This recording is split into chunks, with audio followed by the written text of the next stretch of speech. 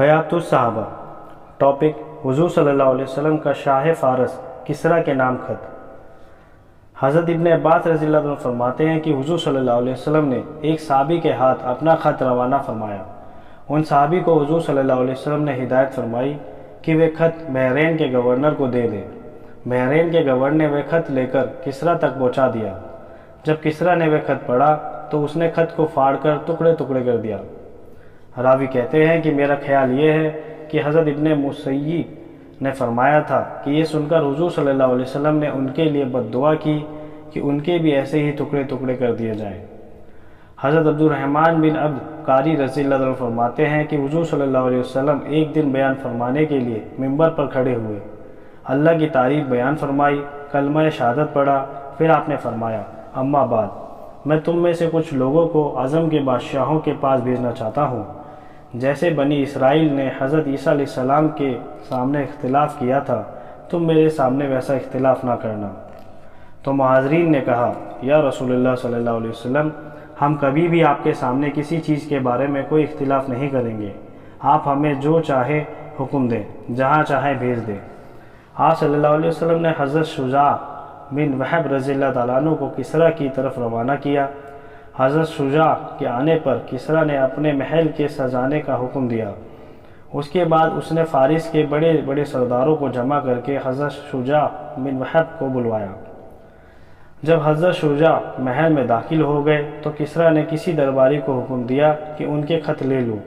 حضرت شجاع بن وہب نے فرمایا: یہ ہرگز نہیں ہو سکتا، میں تو حضور صلی اللہ علیہ وسلم کے حکم کے مطابق اپنے ہاتھ سے خود تمہیں دوں گا۔ کسریٰ نے کہا: اچھا، پھر قریب آ جاؤ۔ انہوں نے آگے بڑھ کر کسریٰ کو وہ خط دیا۔ پھر اس نے ہیرا کے رہنے والے اپنے ایک منشی کو بلایا۔ اس نے حضور صلی اللہ علیہ وسلم کا خط پڑھنا شروع کیا تو خط میں مضمون یوں تھا: اللہ کے رسول محمد بن عبداللہ کی جانب سے کسریٰ کے نام، جو فارس کا بڑا ہے۔ اس بات پر اسے بڑا طیش آیا کہ حضور صلی اللہ علیہ وسلم نے اپنا نام اس کے نام سے پہلے لکھا، اور اس نے بڑا شور مچایا۔ خط کو پڑھنے سے پہلے ہی اس نے خط کو لے کر ٹکڑے ٹکڑے کر دیا۔ اس نے حکم دے کر حضرت شجاع کو اپنے محل سے باہر نکال دیا۔ حضرت شجاع یہ منظر دیکھ کر اپنی سواری پر بیٹھ کر چل دیے۔ فرمایا کہ میں نے حضور صلی اللہ علیہ وسلم کا خط کسریٰ کو پہنچا دیا، اب مجھے کوئی پرواہ نہیں، چاہے وہ خوش ہو چاہے وہ ناراض ہو۔ راوی کہتے ہیں کہ جب کسریٰ کا غصہ ٹھنڈا ہو گیا تو اس نے حضرت شجاع کو اپنے پاس بلانے کے لیے ایک آدمی بھیجا۔ حضرت شجاع روانہ ہو چکے تھے، اس لیے وہاں نہ ملے۔ وہ آدمی تلاش میں ہیرا تک گیا، لیکن حضرت شجاع وہاں سے بھی نکل چکے تھے۔ حضرت شجاع نے حضور صلی اللہ علیہ وسلم کی خدمت میں پہنچ کر ساری کارگزاری سنائی۔ یہ بتایا کہ کسریٰ نے حضور صلی اللہ علیہ وسلم کے خط کے ٹکڑے ٹکڑے کر دیے ہیں۔ آپ صلی اللہ علیہ وسلم نے فرمایا: کسریٰ نے تو اپنے ملک کو ٹکڑے ٹکڑے کر دیا۔ حضرت ابو سلمہ بن عبد الرحمن رضی اللہ تعالیٰ عنہ فرماتے ہیں کہ جب حضور صلی اللہ علیہ وسلم کا خط کسریٰ کے پاس پہنچا، اس نے پڑھ کر اسے پھاڑ ڈالا۔ اس نے اپنے یمن کے گورنر بازان کو خط لکھا کہ اپنے پاس سے 2 مضبوط قسم کے آدمی حجاز کے اس خط لکھنے والے آدمی کے پاس بھیج دو تاکہ وہ اسے پکڑ کر میرے پاس لے آئے۔ چنانچہ اس نے کسریٰ کے خط کی وجہ سے اپنے داروغہ کے ساتھ جد ضمیرہ نامی فارسی آدمی کو بھیجا۔ اس داروغہ کا نام ابا نوح تھا، وہ منشی اور بڑا حساب کا جاننے والا تھا۔ اس نے ان دونوں کے ساتھ حضور صلی اللہ علیہ وسلم کے نام کا خط بھیجا، جس میں یہ مضمون تھا کہ حضور صلی اللہ علیہ وسلم ان دونوں کی ہمراہی میں کسریٰ کے پاس چلے جائیں۔ یمن کے گورنر نے اپنے داروغہ سے کہا کہ ان کی یعنی محمد صلی اللہ علیہ وسلم کی تمام چیزوں کو غور سے دیکھنا، ان سے خوب بات چیت کرنا، ان کے تمام حالات اچھی طرح معلوم کر کے آنا، سب مجھے بتانا۔ میں دونوں یمن سے چلے گئے، طائف پہنچے۔ وہاں ان دونوں کو قریش کے چند تاجر ملے۔ انہوں نے تاجروں سے حضور صلی اللہ علیہ وسلم کے بارے میں معلوم کیا تو ان تاجروں نے بتایا کہ محمد صلی اللہ علیہ وسلم یثرب میں یعنی مدینے میں ہیں۔ حضور صلی اللہ علیہ وسلم کو کسریٰ کے پاس لے جانے کے لیے ان دونوں سپاہیوں کے آنے سے وہ تاجر بڑے خوش ہو گئے اور کہنے لگے کہ اب تو حضور صلی اللہ علیہ وسلم کے مقابلے میں کسریٰ کھڑا ہو گیا ہے، لہٰذا اب حضور صلی اللہ علیہ وسلم سے نپٹنے کے لیے تمہیں کچھ کرنے کی ضرورت نہیں۔ وہ دونوں وہاں سے چلے، یہاں تک کہ مدینہ پہنچ گئے۔ ابا نوح نے حضور صلی اللہ علیہ وسلم سے کہا کہ کسریٰ نے یمن کے گورنر بازان کو خط بھیجا کہ وہ بازان آپ کے پاس چند سپاہیوں کو بھیج دے جو آپ کو کسریٰ کے پاس پہنچا دے۔ بازان نے ہمیں اسی غرض سے بھیجا ہے تاکہ آپ ہمارے ساتھ کسریٰ کے پاس چلیں۔ حضور صلی اللہ علیہ وسلم نے فرمایا، اب تو تم دونوں واپس چلے جاؤ، کل میرے پاس آنا۔ جب اگلے دن صبح کو وہ دونوں حضور صلی اللہ علیہ وسلم کے پاس آئے تو حضور صلی اللہ علیہ وسلم نے ان کو بتایا کہ اللہ نے فلاں مہینے کی فلاں رات میں کسریٰ پر اس کے بیٹے شہروے کو مسلط کر دیا ہے، جس نے اسے قتل کر کے حکومت پر قبضہ کر لیا۔ ان دونوں نے کہا، کیا آپ سوچ سمجھ کر بول رہے ہیں؟ کیا یہ بات ہم بازان کو لکھ دیں؟ آپ نے فرمایا، ہاں لکھ دو۔ اس کو یہ بھی کہہ دینا کہ اگر وہ مسلمان ہو جائے گا تو جتنا علاقہ اس کے قبضے میں ہے سب اسے ہی دے دوں گا۔ پھر آپ نے جد ضمیرہ کو ایک پٹکا دیا، آپ کو ہدیے میں ملا تھا، اس میں سونا چاندی تھا۔ ان دونوں نے یمن واپس آ کر بازان کو ساری بات بتائی۔ بازان نے کہا کہ اللہ کی قسم، یہ کسی بادشاہ کا کلام نہیں معلوم ہوتا۔ جو کچھ انہوں نے کہا ہم اس کی تحقیق کر لیتے ہیں۔ کچھ ہی عرصے کے بعد بازان کے پاس شہروے کا خط آیا جس میں لکھا ہوا تھا کہ میں نے اہل فارس کی حمایت کے لیے غصے میں آ کر کسریٰ کو قتل کر دیا ہے، کیونکہ وہ اہل فارس کے شریفوں کو بلا وجہ قتل کرنے کو اپنے لیے درست سمجھ رہا تھا۔ اپنے علاقے کے تمام لوگوں سے میری اطاعت کا عہد لے لو۔ جس آدمی یعنی محمد صلی اللہ علیہ وسلم کی گرفتاری کا کسریٰ نے تمہیں خط لکھا تھا، اب اس آدمی کو کچھ نہ کہو۔ جب بازان نے شہروے کا خط پڑھا تو اس نے کہا کہ یہ آدمی یعنی حضور صلی اللہ علیہ وسلم تو یقیناً اللہ کے بھیجے ہوئے نبی ہیں، اور وہ بھی مسلمان ہو گیا۔ یمن میں جتنے فارسی شہزادے رہتے تھے وہ بھی مسلمان ہو گئے۔ ابن اسحاق بیان کرتے ہیں کہ حضور صلی اللہ علیہ وسلم نے اپنا خط دے کر حضرت عبداللہ بن حذافہ رضی اللہ تعالیٰ عنہ کو کسریٰ کے پاس بھیجا۔ اس خط میں آپ نے کسریٰ کو اسلام کی دعوت دی تھی۔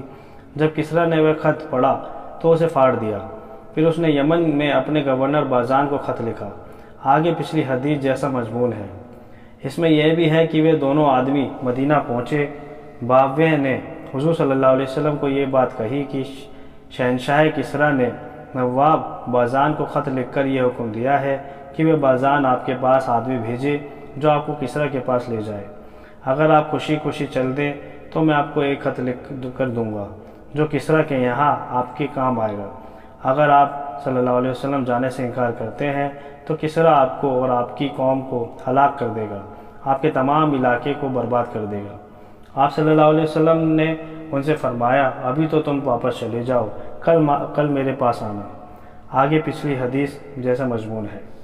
حضرت زید بن ابی حبیب فرماتے ہیں کہ حضور صلی اللہ علیہ وسلم نے حضرت عبداللہ بن حذافہ رضی اللہ تعالیٰ عنہ کو شاہ فارس کسریٰ بن ہرمزد کے پاس بھیجا۔ ان کو یہ خط لکھ کر دیا، بسم اللہ الرحمن الرحیم، محمد صلی اللہ علیہ وسلم کی جانب سے کسریٰ کے نام جو فارس کا بڑا ہے، سلامتی ہو اس انسان پر جو ہدایت کی پیروی کرے، اللہ اور اللہ کے رسول پر ایمان لائے، اس بات کی گواہی دے کہ اللہ وحدہ لا شریک لہ کے علاوہ کوئی معبود نہیں، اور محمد صلی اللہ علیہ وسلم ان کے بندے اور رسول ہیں۔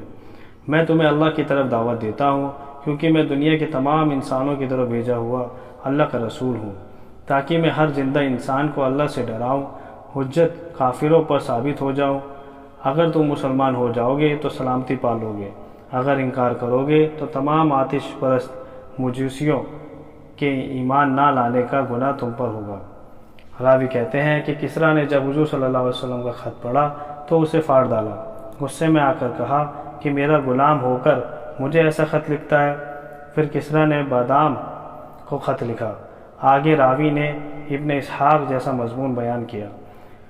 اس میں ایک یہ اضافہ بھی ہے کہ وہ دونوں سپاہی جب حضور صلی اللہ علیہ وسلم کی خدمت میں آئے تو ان دونوں نے اپنی داڑھیوں مڑوا رکھی تھی، مونچھیں بڑھا رکھی تھی۔ آپ نے ناگواری کے ساتھ ان دونوں کو دیکھا، فرمایا کہ تمہارا ناس ہو، تمہیں ایسا کرنے کا کس نے حکم دیا؟ ان دونوں نے کہا، ہمارے رب نے یعنی کسریٰ نے۔ اس پر آپ صلی اللہ علیہ وسلم نے فرمایا کہ مجھے تو میرے رب نے داڑھی بڑھانے اور مونچھیں کترانے کا حکم دیا۔ حضرت ابوبکر رضی اللہ عنہ فرماتے ہیں جب حضور صلی اللہ علیہ وسلم آئے تو کسریٰ نے یمن اور اس کے آس پاس کے علاقہ عرب کے اپنے گورنر بادام کو یہ پیغام بھیجا کہ مجھے یہ خبر پہنچی ہے کہ تمہارے علاقے میں ایک ایسا آدمی ظاہر ہوا ہے جو اپنے نبی ہونے کا دعویٰ کرتا ہے۔ اس سے کہہ دو یا تو وہ اس سے باز آ جائے ورنہ میں اس کی طرف ایسا لشکر بھجواؤں گا جو اسے اور اس کی قوم کو قتل کر ڈالیں گے۔ راوی کہتے ہیں کہ بادام کے قاصد نے حضور صلی اللہ علیہ وسلم کی خدمت میں پہنچ کر یہ سارا پیغام پہنچایا۔ آپ صلی اللہ علیہ وسلم نے اس سے فرمایا کہ اگر یہ نبوت کا دعویٰ میں نے اپنی طرف سے کیا ہوتا تو میں اسے چھوڑ دیتا، یہ تو مجھے اللہ نے بھیجا ہے اور اس کام پر لگایا ہے۔ وہ قاصد آپ کے یہاں ٹھہر گیا۔ حضور صلی اللہ علیہ وسلم نے اس سے فرمایا، میرے رب نے کسریٰ کو قتل کر دیا ہے، آج کے بعد کسی کا لقب کسریٰ نہ ہوگا۔ کیسر کو قتل کر دیا ہے، آج کے بعد کسی کا لقب کیسر نہ ہوگا۔ قاصد نے وہ گھڑی اور وہ دن وہ مہینہ لکھ لیا جس میں آپ نے یہ بات بتائی تھی۔ پھر وہ بادام کے پاس واپس چلے گیا تو وہاں پہنچ کر معلوم ہوا کہ واقعی کسریٰ مر چکا ہے، کیسر کا قتل ہو چکا ہے۔ حضرت دہیہ کلبی رضی اللہ عنہ فرماتے ہیں کہ مجھے حضور صلی اللہ علیہ وسلم نے خط دے کر کیسر کے پاس بھیجا۔ آگے ویسی حدیث ذکر کی گئی ہے جیسے کہ پہلے حضور صلی اللہ علیہ وسلم کے کیسر کے نام خط کے بارے میں گزر چکی ہے۔ اس کے آخر میں یہ مضمون ہے، پھر حضرت دہیہ حضور صلی اللہ علیہ وسلم کی خدمت میں واپس آئے۔ وہاں کسریٰ سے صنعاء علاقے کے جو گورنر تھے ان کی طرف سے قاصد آئے، اور کسریٰ نے صنعاء کی گورنر کو دھمکی والا خط لکھا تھا اور بڑے زور سے لکھا تھا کہ تم اس آدمی کا یعنی محمد صلی اللہ علیہ وسلم کا کام تمام کر دو، نعوذ باللہ۔ جو تمہارے علاقے میں ظاہر ہوا ہے وہ مجھے اس بات کی دعوت دے رہا ہے کہ یا تو میں اس کا دین قبول کر لوں، نہیں تو میں اس کو جزیہ دینے لگ جاؤں۔ اگر تم نے اس کا کام تمام نہ کیا تو میں تم کو قتل کر دوں گا، تمہارے ساتھ ایسا ویسا کروں گا۔ صنعاء کے گورنر نے حضور صلی اللہ علیہ وسلم کے پاس 25 آدمی بھیجے جن کو حضرت دہیہ نے حضور صلی اللہ علیہ وسلم کے پاس موجود پایا۔ جب ان کا نمائندہ حضور صلی اللہ علیہ وسلم کو خط سنا چکا تو حضور صلی اللہ علیہ وسلم نے ان کو 15 دن تک کچھ نہ کہا۔ جب 15 دن گزر گئے تو یہ لوگ آپ کے سامنے آئے۔ جب آپ نے ان کو دیکھا تو ان کو بلا لیا، ان سے فرمایا کہ جا کر اپنے گورنر سے کہہ دو کہ آج رات میرے رب نے اس کے رب کو قتل کر دیا ہے۔ اس لیے وہ واپس چلے گئے، اپنے گورنر کو سارا واقعہ سنایا۔ اس نے کہا کہ اس رات کی تاریخ یاد رکھو، یہ بھی کہا کہ مجھے بتاؤ کہ تم نے ان کو یعنی حضور صلی اللہ علیہ وسلم کو کیسا پایا؟ تو انہوں نے کہا، ہم نے ان سے زیادہ برکت والا کوئی بادشاہ نہیں دیکھا۔ وہ عام لوگوں میں بلا خوف و خطر چلتے پھرتے ہیں، ان کا لباس معمولی سیدھا سادہ ہے، ان کا کوئی پہرے دار محافظ نہیں، ان کے سامنے لوگ اپنی آواز بلند نہیں کر سکتے۔ حضرت دہیہ فرماتے ہیں کہ پھر یہ خبر آئی کہ کسریٰ ٹھیک اسی رات قتل کر لیا گیا جو رات آپ صلی اللہ علیہ وسلم نے بتائی تھی۔